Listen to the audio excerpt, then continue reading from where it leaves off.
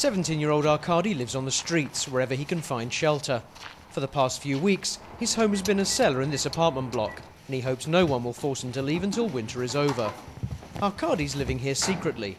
No one in the building suspects he's here, and few could imagine that anybody could live in such squalor underground. Arkady comes from a small village 2,000 kilometers away. He was just 11 years old when he fled from his orphanage with a friend, and a man they met on the street brought them to St. Petersburg. That was a long time ago. When we first arrived, the guy just left us.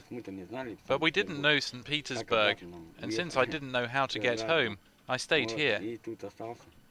Arkady says he's been lucky. Here we have hot water, he says.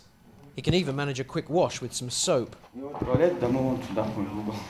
The toilet's over there, says Arkady, and points to a corner just a few meters away from where he's laid his mattress. I eat once a day in the evening. During the day I beg. I eat when I've collected something. Arkady comes every evening to eat at the soup kitchen a few hundred meters away from his cellar. They serve him soup and tea, his only regular meal of the day. From my own experience, I can estimate that there are tens or even hundreds of children living on St. Petersburg Street. According to official statistics, Russia has more than 700,000 street children. A lot come from single-parent families or have fled from violent and alcoholic parents. Others come from former Soviet republics and stay on alone after their parents have left. We got here a year ago. We begged for money to buy bread, and then we also send money home to Tajikistan to build a house. The men who make the children work are invisible. Shezog and his brothers can't come back to sleep until they've each earned €6. Arkady says he's lost a lot of his young friends who haven't survived St. Petersburg streets. Of course, drugs are the biggest problem.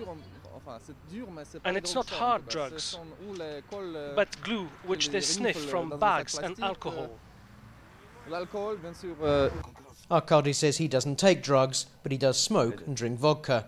He has an older sister, but she has no money, and he doesn't dare call her for help. She doesn't know I'm living like this. I haven't told her. I'm ashamed to tell her how I live. Ashamed that I've fallen so low. Arkady dreams of finding a job and living a normal life, but no employer will touch him without a fixed address or a passport.